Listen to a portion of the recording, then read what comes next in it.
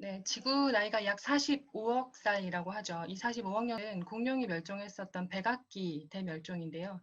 히말라야 산맥의 12배 크기에 달하는 운석이 지구에 충돌을 하고 이게 화산 폭발과 상승작용을 일으키면서 지구상의 76%의 생물종이 멸종을 했었던 사건입니다.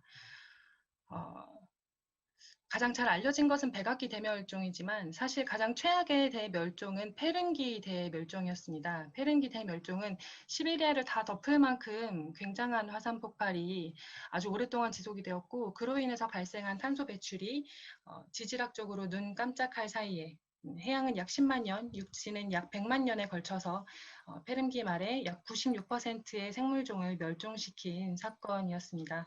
그로 인해서 약 3천만 년이 지난 뒤에야 지구 생태계가 회복이 되게 되는데요. 이렇게 5번의 대멸종은 짧게는 10만 년, 길게는 약 2천만 년에 걸쳐서 화산 폭발, 운석, 빙하기와 같은 자연적인 요인에 의해서 나타났었던 멸종의 과정이었습니다.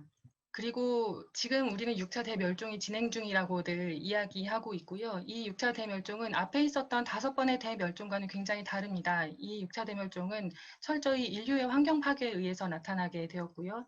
인류가 탄소를 배출하고 또 동물들의 서식지를 파괴하면서 70%의 생물종이 멸종할 것으로 예상되고 있습니다. 지금도 하루에 10종씩의 다양한 생물들이 멸종되고 있고요. 지금까지 6차 대멸종의 과정은 사실상은 탄소 배출보다는 서식지 파괴의 영향이 더 큰 것으로 알려져 있습니다. 그래서 최근 코로나를 겪으면서 인간의 활동이 줄어들자 멸종위기종들이 다시 늘어난다든지 아니면 해양에 발광 플랑크톤이 나타난다든지 하는 지구가 회복되는 증세들을 뚜렷이 보여주기도 했는데요. 인간이 서식지를 파괴해서 만든 대멸종은 인간의 영향을 줄이면 나아질 수 있지만 탄소 배출을 통해서 나타나게 되는 생물 다양성의 멸종은 사실상은 인간의 힘으로는 되돌리기가 굉장히 어렵다는 점에서 훨씬 치명적이라고 할 것입니다. 그리고 최근에 미국 북서부에서 있었던 열돔 현상으로 굉장한 폭염이 또 생물종에게 심각한 피해를 안겨주기도 했습니다.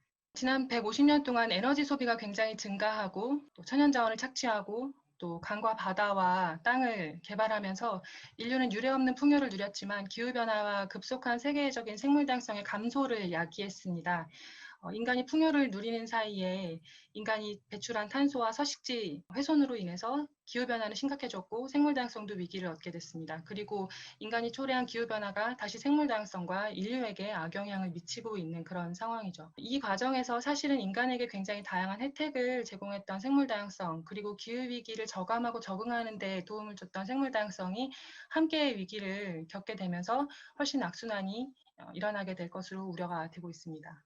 하지만 인류세뿐만 아니라 사실은 호모사피엔스의 등장과 동시에 생물 다양성은 위기를 초래했습니다. 여기 보시면 아프리카 대륙, 호주, 북아메리카, 마다가스카르 대륙의 호모사피엔스가 검은색 화살표로 등장함과 동시에 대형 포유류의 생존율이 떨어지는 것을 보실 수가 있습니다. 인류의 생존을 위협하고 또 한편으로는 먹이 경쟁에서는 경쟁 대상이 되는 대형 포유류가 인류와의 경쟁에서 도태된 거라고 볼 수 있겠죠. 그런 차원에서 사실은 인류세뿐만 아니라 인간이 영역을 확장하고 또 인구가 늘어나는 것이 그 자체로는 생물 다양성의 위기를 초래한다는 지점을 우리가 눈여겨볼 필요가 있을 것 같습니다. 앞에 5번의 대멸종과 또 진행 중이라고 하는 6차 대멸종이 지질학적 관점 혹은 고생물학적 관점에서의 위기였다면 여기에 나타나 있는 그래프는 환경 생태적 관점에서 정리되고 있는 리빙 플래닛 인덱스라고 하는 데이터입니다. 1970년을 기준으로 해서 2016년까지 개체군의 감소가 약 68% 정도가 나타나는 것으로 알려져 있고요. 이 개체군의 감소가 특히 담수 생태계 그리고 열대 지역에서 두드러지게 나타나고 있습니다. 지금도 이미 충분히 심각한 상태지만 2050년까지 생물 다양성에 대한 전망은 2010년을 대비해서 10%가 더 감소할 것으로 예상되고 있습니다. 네, 인간의 활동은 땅의 75% 그리고 바다의 66%를 심각하게 변화시키고 있고요. 현재의 손실 속도로는 2050년까지 지구의 약 10% 미만만이 인간의 영향 밖에 있을 것으로 예상이 됩니다.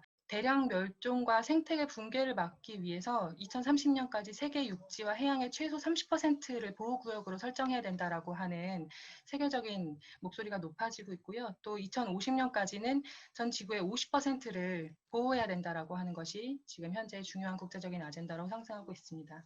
이 보고서는 생물 다양성 및 생태계 서비스에 관한 정부 간 과학정책 플랫폼인 IPBES랑 기후변화에 관한 정부 간 협의체인 IPCC가 공동으로 작업한 선언문이고요.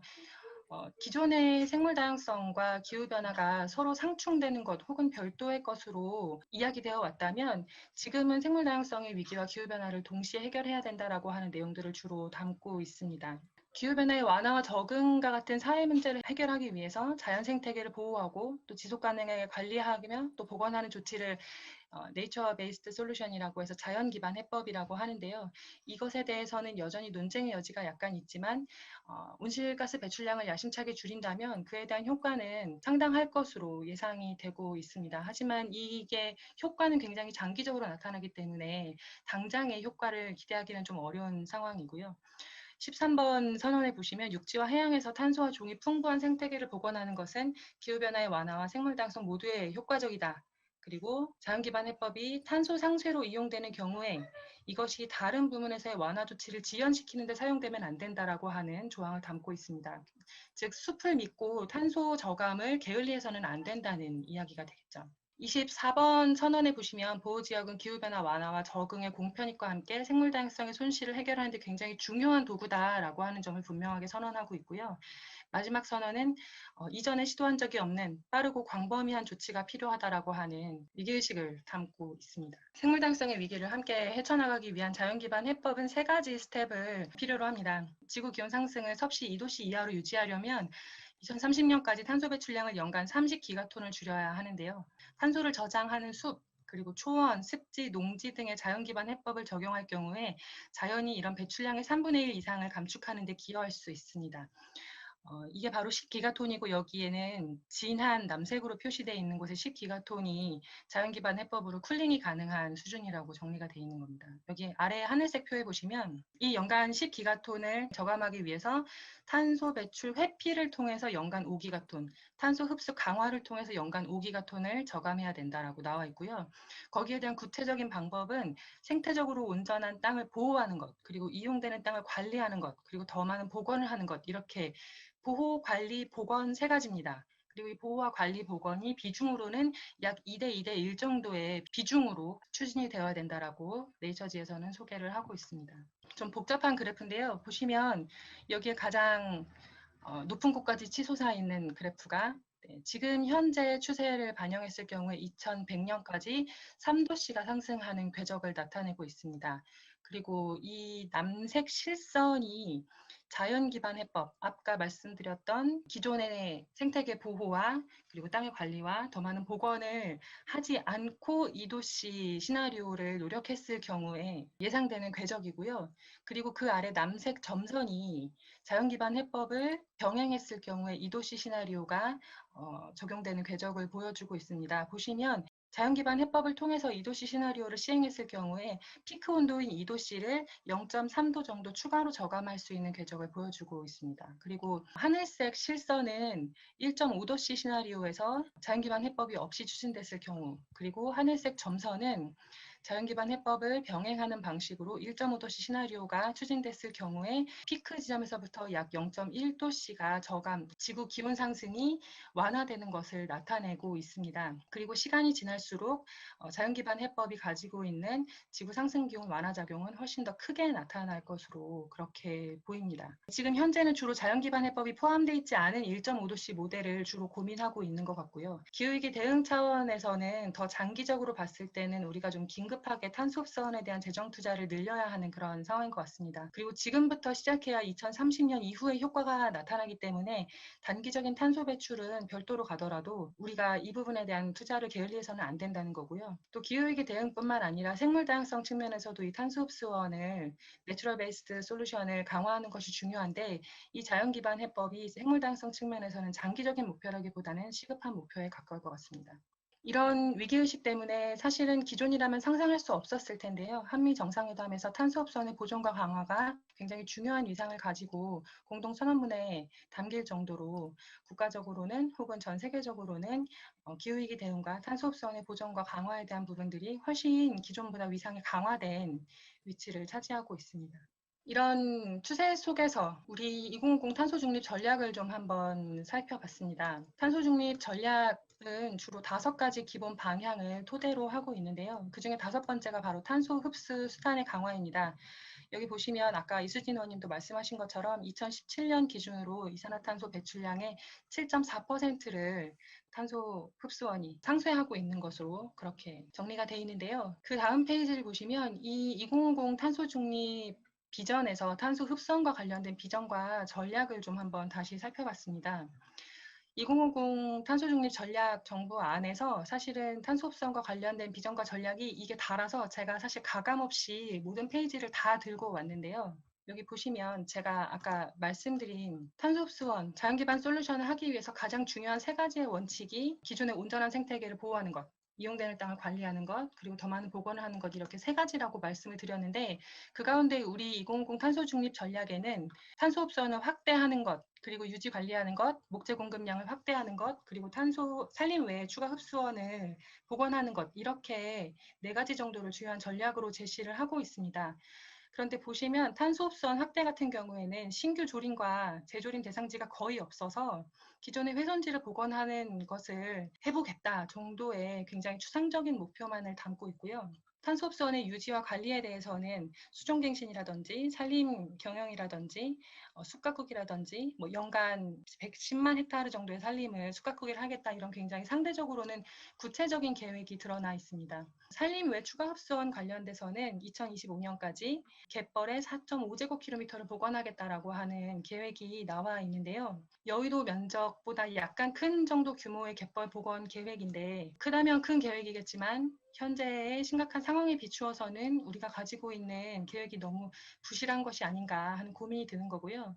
제가 사실 이 부분에 대해서 좀 고민스러운 것은 기존의 온전한 생태계를 보호하기 위한 전략 자체가 부재하다는 것이 가장 심각한 문제인 것 같습니다. 그런 측면에서 2050년 탄소 중립 전략을 두고 최근에 이제 산림청과 환경단체가 좀 첨예하게 갈등을 했는데요. 그 가운데서 좀 환경부가 한 발짝 떨어져서 관망하는 듯한 태도를 취하는 것이 과연 적절한가, 이 부분도 고민해야 될 지점인 것 같습니다.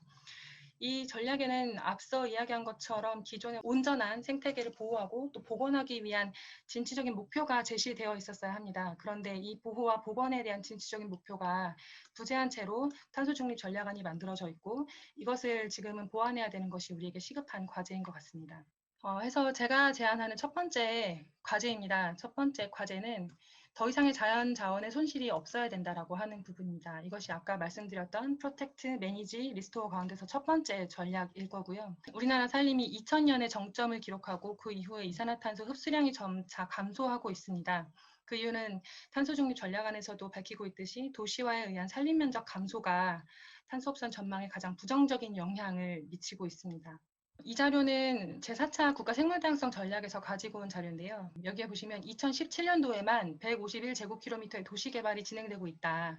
이런 도시지역의 확대로 서식지가 감소하고 있고 생물다양성 감소가 계속될 것 같다라고 전망하고 있고요. 또 지난 20년 동안 산림의 2.1%, 농지의 15.9%, 갯벌의 20.4%가 감소하는 것으로 나타나고 있습니다.